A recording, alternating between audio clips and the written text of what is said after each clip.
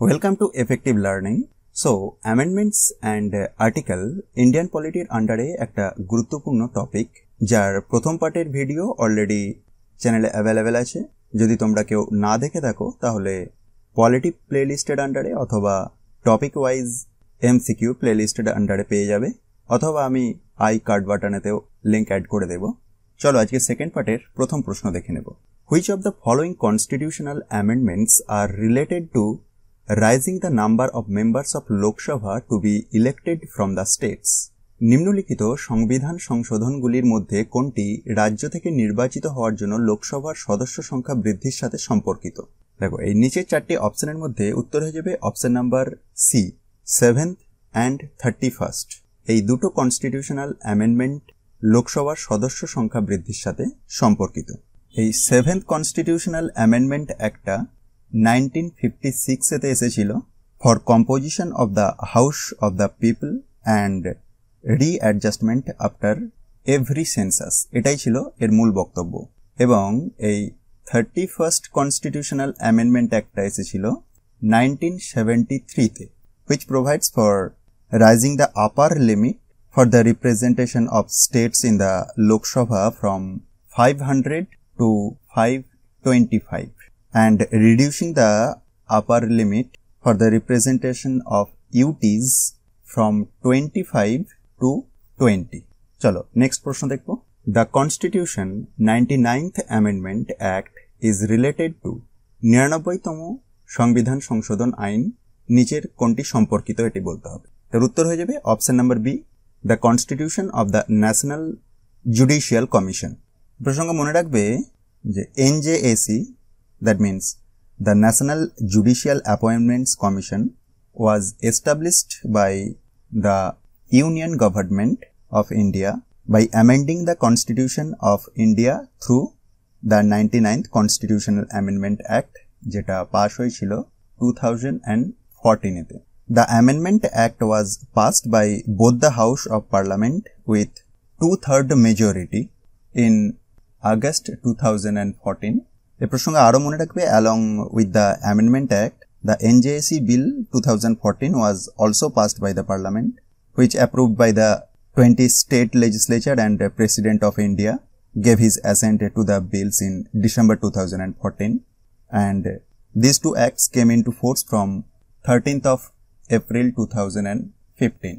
আর NJAC এর composition প্রসঙ্গে মনে রাখবে, এখানেতে এক তো চিফ জাস্টিস অফ ইন্ডিয়া থাকেন চেয়ারপারসন হিসাবে, এছাড়াও 2 সিনিয়র মোস্ট সুপ্রিম কোর্ট জাজেস next to the chief justice of India, এছাড়াও থাকেন the union minister of law and justice এবং 2 এমিনেন্ট পারসন যারা nominated by a committee consisting of chief justice of India, prime minister of India and the leader of opposition in the Lok Sabha. চলো পরের প্রশ্ন দেখি। Which of the following Constitution Amendment Act seeks that the size of the Council of Ministers at the center and in a state must not exceed 15% of the total number of members in the Lok Sabha and the total number of members of the Legislative Assembly of the state respectively. তো নিম্নলিখিত সংবিধান সংশোধন আইনগুলির মধ্যে কোনটি কেন্দ্র এবং একটি রাজ্যের মন্ত্রী পরিষদের আকার লোকসভায় মোট সদস্য সংখ্যা এবং বিধানসভার সদস্যদের মোট সংখ্যার 15% বেশি হওয়া উচিত নয় সেই রাজ্যে বলা হয়েছিল?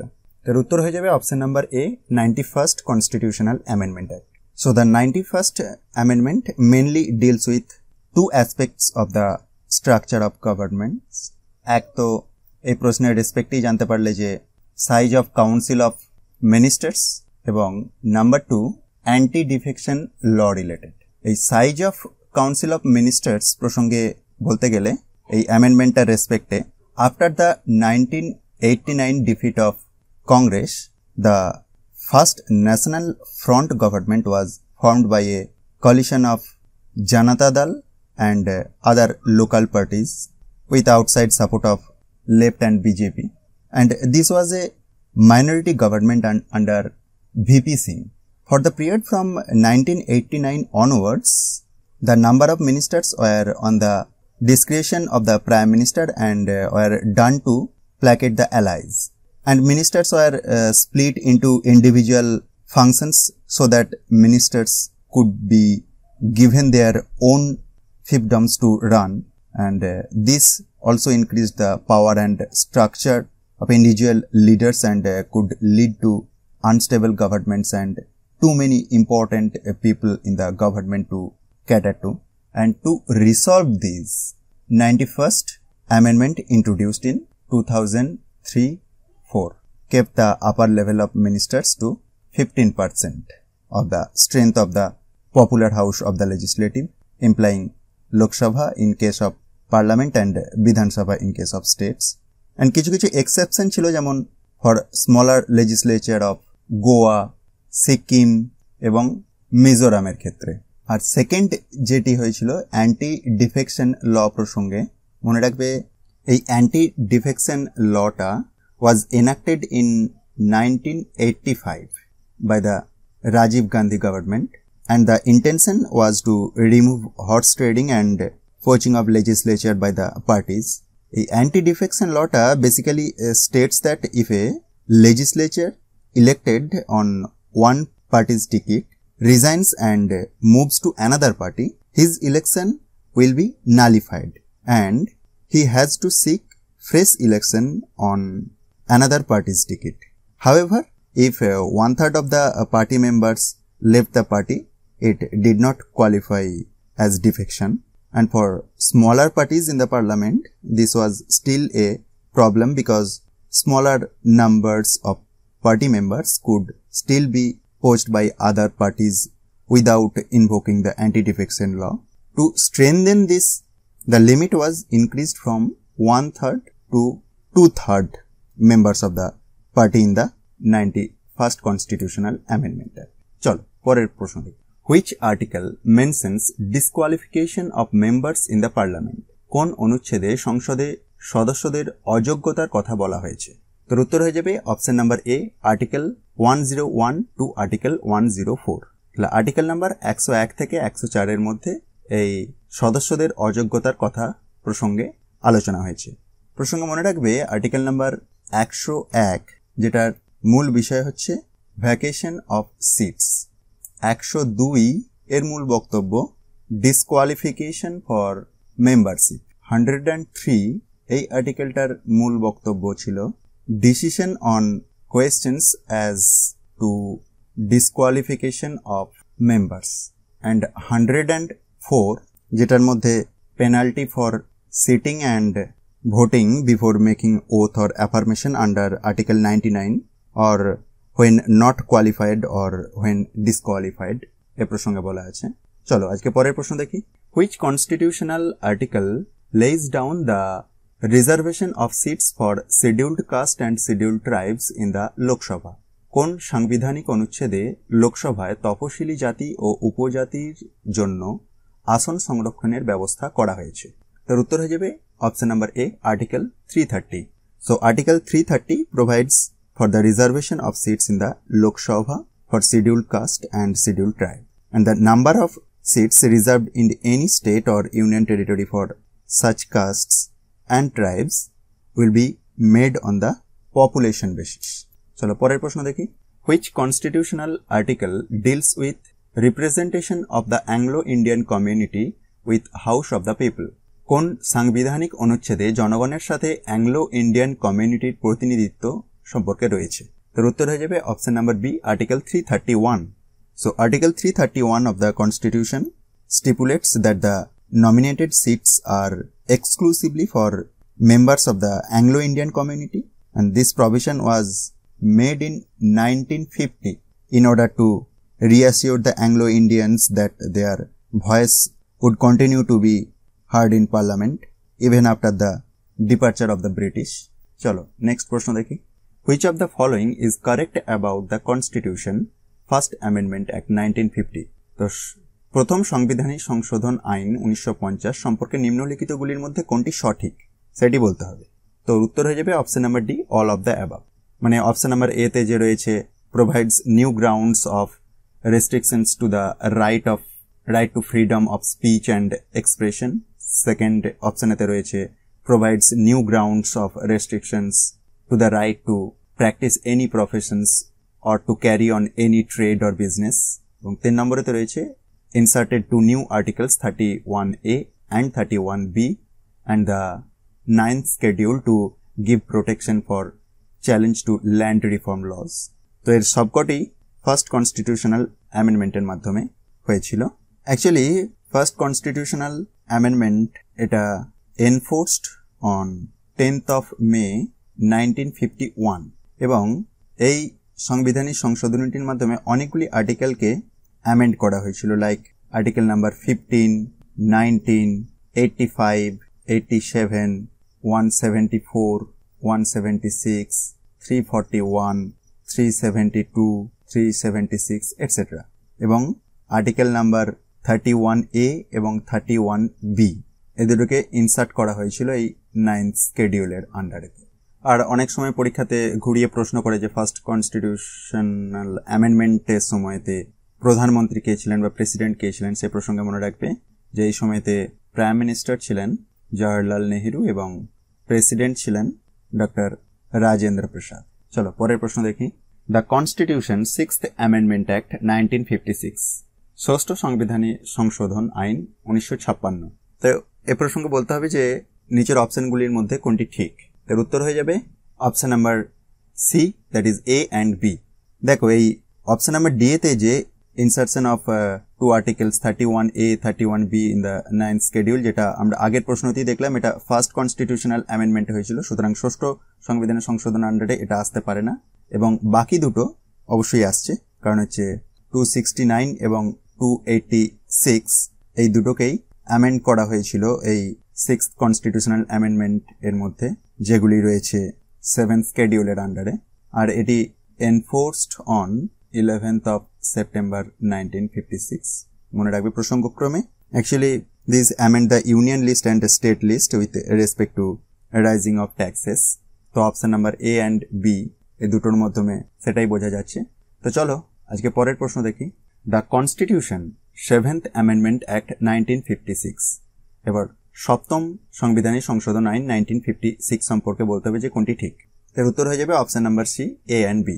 তো দেখো অপশন নাম্বার ডি অলরেডি আমরা দেখলাম যে 6th কনস্টিটিউশনাল অ্যামেন্ডমেন্ট অ্যাক্টের মাধ্যমে এটা অ্যাড করা হয়েছিল, সুতরাং এটা তো 7th হতে পারে না, সুতরাং এটা এলিমিনেট হয়ে যাবে এবং বাকি দুটো অ্যান্সার হয়ে যাবে 7th এর জন্য।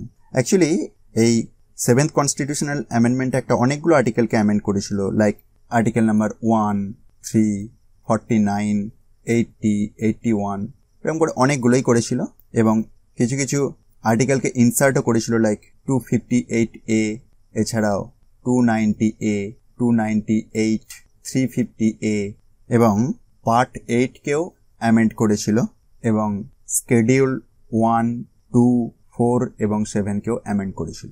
এতগুলো চেঞ্জেস এসেছিল এই 7th কনস্টিটিউশনাল অ্যামেন্ডমেন্টের মাধ্যমে, যেটি এনফোর্সড হয়েছিল নভেম্বর 1, 1956-এতে। দেখো অপশন নাম্বার এ তে দেওয়াই রয়েছে যে giving effect to the recommendation of the state reorganisation commission, এবং বি এতে রয়েছে two fold classification of states and union territories, যেটা এর মধ্যেই হয়েছিল।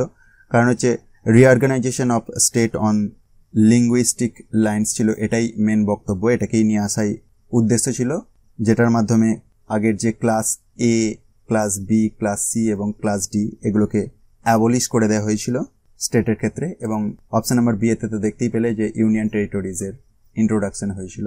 চলো পরের প্রশ্ন দেখি। The constitution 8th amendment act 1960, অষ্টম সংবিধানের সংশোধন আইন 1960। এই প্রসঙ্গে বলতে হবে যে কোনটি সঠিক। তো নিচের এই চারটি অপশনের মধ্যে option number B, extension of reservations to SC and ST and Anglo-Indians, this will be the correct answer. Actually 8th constitutional amendment অ্যাক্টটা যেটা অ্যামেন্ড করেছিল 334 এই আর্টিকেলটিকে, যেটির আন্ডারে এই SC, ST এবং অ্যাংলো ইন্ডিয়ান প্রসঙ্গেই বলা আছে। This is actually extended the period of reservation of the seats for the scheduled caste and scheduled tribes and Anglo-Indians in the Lok Sabha and the state legislative assemblies till 1970। এটি pass হয়েছিল দেখতেই পাচ্ছ 1960-তে, 1970 পর্যন্ত এটিকে extend করা হয়েছিল। চলো পরের প্রশ্ন দেখবো। Which of the following amendment act of the constitution imposed certain restrictions on the right to property সংবিধানের নিম্নলিখিত সংশোধন আইনের মধ্যে কোনটি সম্পত্তির অধিকারের উপর কিছু বিধিনিষেধ আরোপ করেছিল? তার উত্তর হয়ে যাবে option number D, the 42nd constitutional amendment act 1976, যেটি তোমরা সবাই জানো যে মিনি কনস্টিটিউশন নামেও পরিচিত। আর এটি ন্যাশনাল এমার্জেন্সির সময়তে আনা হয়েছিল। এটি অনেকগুলো চেঞ্জেস এনেছিল। এক তো প্রিএম্বেলের ক্ষেত্রে মনে রাখবে it inserted words socialist, secular and integrity in the preamble. Secondly তোমরা মনে রাখবে যে লেজিসলেচারের ক্ষেত্রে life of Lok Sabha and state assemblies was extended from 5 to 6 years। Thirdly মনে রাখবে এই কনস্টিটিউশনাল অ্যামেন্ডমেন্ট অ্যাক্টের মাধ্যমে প্রেসিডেন্টের রেসপেক্টে কিছু চেঞ্জেস আনা হয়েছিল। Article 74 was amended and president shall act in accordance with advice by council of ministers. 4 নম্বর পয়েন্ট হিসেবে মনে রাখবে যে ফান্ডামেন্টাল রাইটস, এই প্রসঙ্গে all DPSP are given primacy over the fundamental rights under article 14, 19 and 31। 5 নম্বর পয়েন্ট হিসেবে তোমরা মনে রাখতে পারো যে some new directives were added in part 4, এবং 6 নম্বর পয়েন্ট হিসেবে মনে রাখবে যে পার্ট 4A ওয়াজ অ্যাডেড, যেটাতে আছে আর্টিকেল নাম্বার 51A, যার আন্ডারেতে ফান্ডামেন্টাল ডিউটিজ অফ সিটিজেন্সের কথা বলা হয়েছে। চলো পরের প্রশ্ন দেখি। Which of the following is true about the constitution 24th amendment act 1971? সংবিধানের 24তম সংশোধন আইন 1971 সম্পর্কে নিচের কোনটি সত্য? তার উত্তর হয়ে যাবে option number D, all of the above. That is option number A তে যে parliament has the power to amend any part of the constitution including fundamental rights, এবং অপশন নাম্বার বি তে the president is bound to assent constitution amendment bill, এবং third education was transferred to the concurrent list. এই সবকটাই in short যদি বলতে হয় যে এই 1971-এর 24th কনস্টিটিউশন অ্যামেন্ডমেন্ট অ্যাক্ট, যেটা enables parliament to dilute fundamental rights through amendment of constitution, and it also amend article 368 to provide expressly that parliament has power to amend any provision of the constitution, and this amendment further made it obligatory for the president to give his assent when the constitution amendment bill was presented to him, যেটা দেখতেই পাচ্ছ যে option number B এতেই বলা রয়েছে। চলো আজ পরের প্রশ্ন দেখি। Which of the following amendment of the constitution increased the elective strength of Lok Sabha from 525 to 545? সংবিধানের নিম্নলিখিত সংশোধনীর মধ্যে কোনটি লোকসভায় নির্বাচনী শক্তি 525 থেকে 545-এ উন্নীত করেছে? তোর উত্তর হয়ে যাবে অপশন নাম্বার এ, 31st কনস্টিটিউশনাল অ্যামেন্ডমেন্ট। দেখো এই 31st কনস্টিটিউশনাল অ্যামেন্ডমেন্ট একটা 1973-তে পাস হয়েছিল। এক তো দেখলে যে এই প্রশ্নের মধ্যেই বলা রয়েছে যে it increases the elective strength of the Lok Sabha from 525 to 545, এবং এছাড়াও মনে রাখবে যে এই অ্যাক্টের মাধ্যমেই the upper limit of representative of the states goes up from 500 to 525, এবং ইউনিয়ন টেরিটরির ক্ষেত্রে ডিক্রিজ হয়ে গিয়েছিল 25 থেকে 20-তে। এটা দেখবে প্রথম আজকের সেশনের প্রথম প্রশ্নতেই এই বিষয়তে আলোচনা হয়েছে অলরেডি। চলো পরের প্রশ্ন দেখব। Which of the following amendment was passed during the period of emergency? জরুরি সময়কালে নিম্নলিখিত কোন সংশোধনীটি পাস হয়েছিল? ভেরি ইজি, আমি আগের একটা প্রশ্নতেই বলে দিলাম।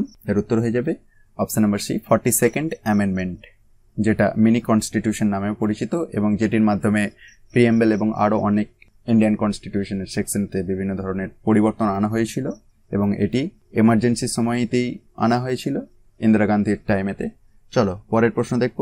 পরের প্রশ্নটিও এর সাথেই রিলেট করে, মানে এই কনস্টিটিউশনাল অ্যামেন্ডমেন্ট অ্যাক্টের সাথে। Which of the following is true about the constitution 42nd amendment act 1976? সংবিধানের 42তম সংশোধনী আইন 1976 সম্পর্কে নিম্নলিখিতগুলির মধ্যে কোনটি সত্য? তো দেখো অল অফ দ্য অ্যাবাভ হয়ে যাবে কারেক্ট অ্যান্সার, কারণ অপশন নাম্বার এ তে রয়েছে যে precedence to directive principle over fundamental rights, যেটা 42তম সংবিধানের সংশোধনের আন্ডারেতে বলা হয়েছিল, সত্য। ফান্ডামেন্টাল ডিউটিজ আর ইনক্লুডেড, আমরা একটু আগেই দেখলাম যে 51A এই আর্টিকেলটাকে ইনক্লুড করা হয়েছিল, যেটা পার্ট 4A এর আন্ডারেতে পড়ছে, ফান্ডামেন্টাল ডিউটিজ ইনক্লুড করা হয়েছিল। আর অপশন নাম্বার সি তে দেখো রয়েছে যে constitutional amendment should not be questioned in any court, right? So this is the end of this video. Thank you. ভিডিওটি তোমাদের কাছে কেমন লাগলো কমেন্ট করে জানিও। আর যদি চ্যানেলে নতুন হয়ে থাকো চ্যানেলটি সাবস্ক্রাইব করো এবং পাশের বেল আইকনটি প্রেস করে রেখো পরবর্তী নতুন ভিডিওর নোটিফিকেশন পাওয়ার জন্য। আর বন্ধুদের মধ্যে শেয়ার করতে ভুলবে না। Good bye, God bless you all.